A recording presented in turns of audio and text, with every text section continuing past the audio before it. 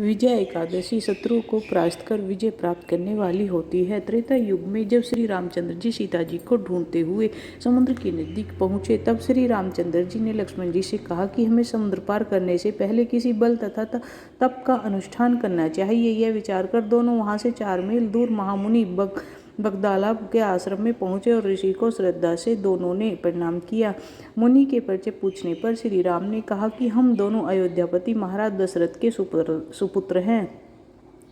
14 वर्ष का वनवास व्यतीत करने के लिए मेरी पत्नी के साथ हम दोनों भाइयों के जंगल में जाने पर लंका के राजा रावण ने सीता का जबरदस्ती अपहरण कर लिया। उनको वापस छुड़ाने के लिए हमने वानरों के राजा सुग्रीव से नाता जोड़ा है।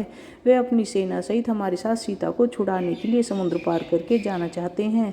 इसलिए आप कोई ऐसा व्रत या अनुष्ठान बताएं जिससे रावण को युद्ध में हराकर हम सीता जी को पुनः प्राप्त कर लें। महात्मा जी ने कहा, हे नरश्रेष्ठ, आप तो स्वयं विष्णु के साक्षात अवतार हैं और सर्वज्ञ हैं। आपको सब कुछ मालूम है, फिर भी आप यहाँ आदर भाव से आए हैं, इसलिए श्रेष्ठ उपवास बताता हूँ। आप दोनों भाई सारी सेना सहित विजय एकादशी का व्रत व अनुष्ठान विधि पूर्वक करो।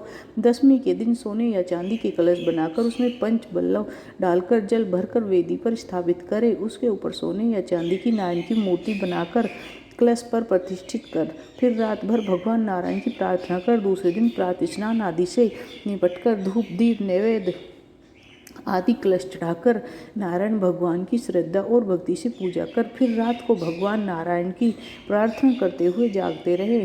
द्वादशी के दिन प्रातःकाल स्नान आदि से शुद्ध होकर कलश यदि धातु का हो तो ब्राह्मण को दान में दे दे, यदि मिट्टी का हो तो उसे नदी या तालाब में सिला देना चाहिए। नारायण की सोने की मूर्ति भी ब्राह्मण को भेंट कर देनी चाहिए।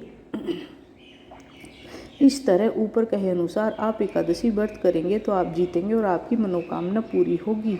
श्री कृष्ण जी बोले, हे धर्मराज, महामुनि के बताए हुए नियम से दोनों ने विधिपूर्वक एकादशी का व्रत किया, जिससे समुद्र पार करके लंका की लड़ाई में रावण को मारकर सीता को वापस ले आए और फिर 10,000 साल तक अयोध्या में राज किया। जय एकादशी मैया।